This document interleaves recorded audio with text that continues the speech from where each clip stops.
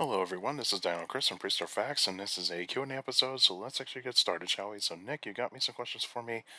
So your first one, do you know how many species of Pachyrhinosaurus and which species is your favorite? So there are three species of Pachyrhinosaurus. You actually have Protorum, um, Protorum. You also have Canadensis, Canadensis, and Lacustai. So you got Paratorum, Canaden, Canadensis, and Lacustai, or Lacustai. And so sometimes these names are very hard to pronounce, and so it's Paratorum, Canadensis, and Lacustai. Um, so yeah, there are three species. Which one is my favorite? I really don't have a favorite. I think they're actually pretty cool as they are. Like I don't really like say like which species is my favorite. Mostly for like a lot of ceratopsians, it's basically mostly just like I think all of them are really cool. It's just really hard to choose from it because also I would have to look at the differences a little bit better to actually determine like okay which one do I think is considered to be more likely that I would like to see a bit more in like say some dinosaur documentaries. But yeah, there are three species. Your next one. Do you think that the T Rex in Jurassic World Rebirth might possibly be the largest T Rex in the entire franchise? Um, it's definitely up there. It is definitely up there. Definitely up there with Rexy. Like Rexy so far has been the largest. In terms of like Rebirth, we don't really have a great size estimate of the T-Rex and Rebirth. I know there's some people that actually do compare it to the buck from Lost World, and I think it is a male. It is definitely a male because like the ridges above the eyes are actually very distinct compared to the buck. Because the buck actually has those, and that's usually shown in like the male Rexes in the Jurassic franchise. So I think that that the Rebirth Rex is really close to Rexy. Could be as big as Rexy, maybe slightly bigger, but we don't know. We don't know. We need like a guidebook to actually know like what does the franchise actually say about that Rex? Is it larger than Rexy? Is it as big as Rexy, or is it slightly smaller than Rexy?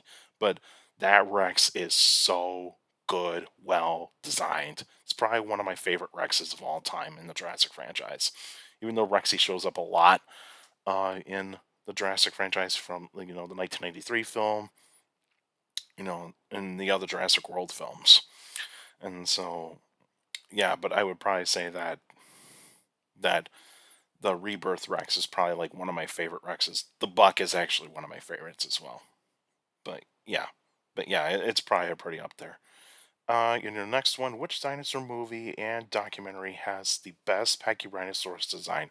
Disney's Dinosaur, Walking with Dinosaurs movie, and the 2025 show Jurassic Fight Club, March of the Dinosaurs, and Prehistoric Planet. Ooh, that's a good one. Um, I probably have to go with. I want to go with March of the Dinosaurs and Prehistoric Planet. Those are actually probably my favorite designs of Pachyrhinosaurus. Dizzy's dinosaur is not that bad. It's not that bad, even though it's slightly shrink wrapped. But it is actually not that bad.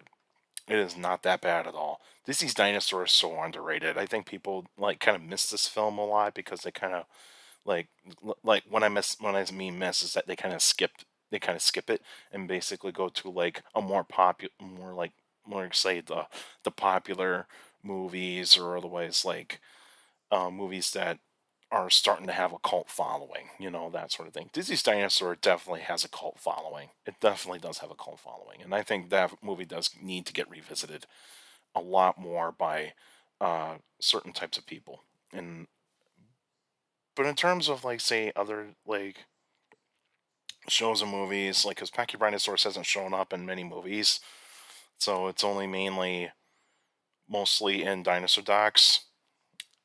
But I would probably have to say March of the Dinosaurs and Prehistoric Planet are actually really good designs. Walking with Dinosaurs version is actually not that bad. It's not bad. It's just that I just feel like that there could have been some like better tweaking of the CGI, but like yeah, I think it's okay. But Jurassic Fight Club's Pachyrhinosaurus is not good. It's not good. Like the calling the boss, having the boss having like a horn on it, that's only seen in mammals. That's only seen in mammals. We don't see it that much in dinosaurs. And Pachyrhinosaurus's boss on the nasal is not supporting any horn. It does not do that. Because, like, first and foremost, Pachyrhinosaurus, mostly ceratopsians, are not mammals. They're not mammals. So it will most likely be a large mass that is on the Pachyrhinosaurus nasal. It's basically like a large keratin mass, not really like say a horn. And so that does bother me a bit. And so like revisiting Jurassic Fight Club, like I liked it when it came out, but as you actually kind of watch it now, you're just kind of like, what kind of show is this? And let's face it, History Channel has had a lot of misses when it comes to paleontology stuff because they just don't do their homework properly. Even though I do have fond respect for Dinosaur George and like what he's done, especially in the YouTube community, and also what he's done in Texas. Like that's all well and good. He's a paleo educator. That's his main thing.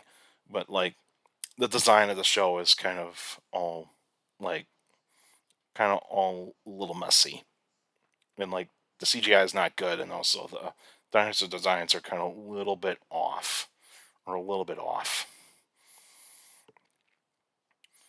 And so, Alex, your next question: Chelotherium versus Dinocrocuta versus Amphimacaridus. Who would win? I'm guessing majority of these are semi-aquatic or aquatic creatures. I don't know too much about them, so I'm going to do a little quick search right here on the uh, while recording this. So this is this is a this is a whole like different thing here. So from what I'm gathering is Chilotherium kind of almost reminds me of like Paraceratherium, not Paraceratherium. Kind of almost looks like a rhino, but like it's got like these like tusks like on like the bottom jaw. But I think it's closely related to rhinos, and so yeah, it does have that type of look to it. And Dinocrocuta, that is an ancient hyena, ancient species of hyena, and it's like one of the largest hyenas that is known. And then you have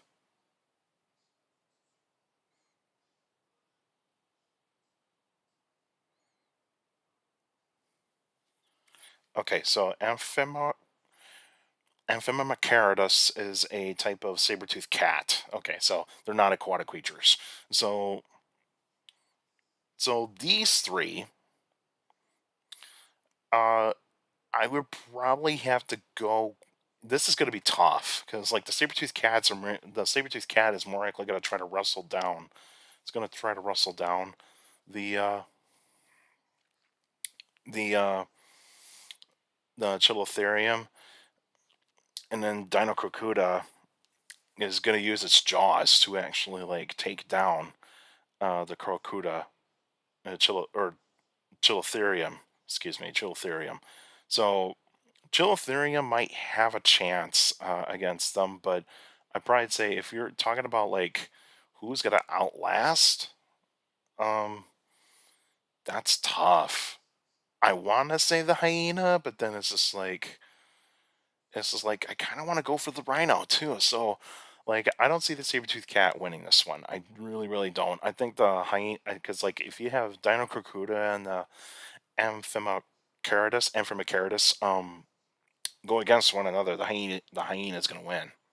The hyena is going to win. It's bulkier, it's stronger, and it's got the more powerful bite. Um, but yeah, I would actually get the saber-toothed cat is out. The saber-toothed cat is out, and then you actually have the Chilitherium versus Dinocrocuta. Um, I'd say it's going to be evenly matched, but I would think like if the Dinocrocuta actually gets a bite on those legs of the Chilitherium, I think it's going to be game over for the Chilitherium. But like I'd probably go for Dinocrocuta on this one, kind of leaning towards Dinocrocuta, but that's a really interesting matchup because like I thought these were amphibious animals, but now when I look at them now, they're terrestrial mammals. They're terrestrial mammals, and so yeah, but that battle will be fun to watch. That would definitely be fun to watch. That's all the questions I got for you guys today. Next week will be a special episode. I'll let you guys know what kind of prehistoric animal I'm going to talk about, so stay tuned for that. And also, you can still send me questions about dinosaurs and other prehistoric life by emailing me at dinochrist71@gmail.com. There's going to be my Facebook page, Prehistoric Facts of Dino Chris. Like the page, you should post your questions in the comment section. Please put them in the comment section. Comment section. Don't put them on Messenger. Messenger is a private conversation, so please put your questions in the comment section on any Facebook post. And also for you YouTubers out there, like the video, subscribe to the channel. According to my analytics, a lot of you guys are checking out my channel and not subscribed yet. So please feel free to hit the like button, because that's how YouTube algorithm works. The more likes the video gets, the more likely the video gets spread out to the people interested in dinosaurs, prehistoric life, paleontology, and geology in general. So please feel free to do so. And also share the video, share the channel to anybody that is interested in dinosaurs, prehistoric life, paleontology, and geology in general. So please feel free to do so. And also subscribe, and also hit that notification bell so that you get weekly notifications of every video that comes out. And also go to the channel, hit the post tab. You can actually see posts of like say polls that you guys can interact in, and of course you'll see some like updates on videos, and even uh, some paleo news that is out. And so yeah, so go check out the posts on the post tab on the channel, and you can see all of them. And so anyway, hit the notification bell. And also for YouTubers out there, make sure when your YouTubers out there, leave your questions in the comment section, because I do read them all. All of you guys are sending me questions via email, Facebook, and YouTube. You guys are awesome. Give me mates of great questions for these Q&A episodes. It means a lot. So keep up the great work, and also make sure you keep your questions short to the point. You can also follow me on Instagram at dino.chris.pf. I post pretty cool stuff on there. You can also follow me on Threads. It's the same thing at dino.chris.pf. I post pretty cool stuff on there. So Instagram and Threads is the same thing. dino.chris.pf. So go check it out. And also make sure you take care of people around you. And also for younger people out there, make sure to listen to your parents, your teachers, and the guardians. It's the best motivation you can have for a good education. It's very important to have a good education. So with a good education, you get a good job in the future. That's it for now, and I'll see you guys next time.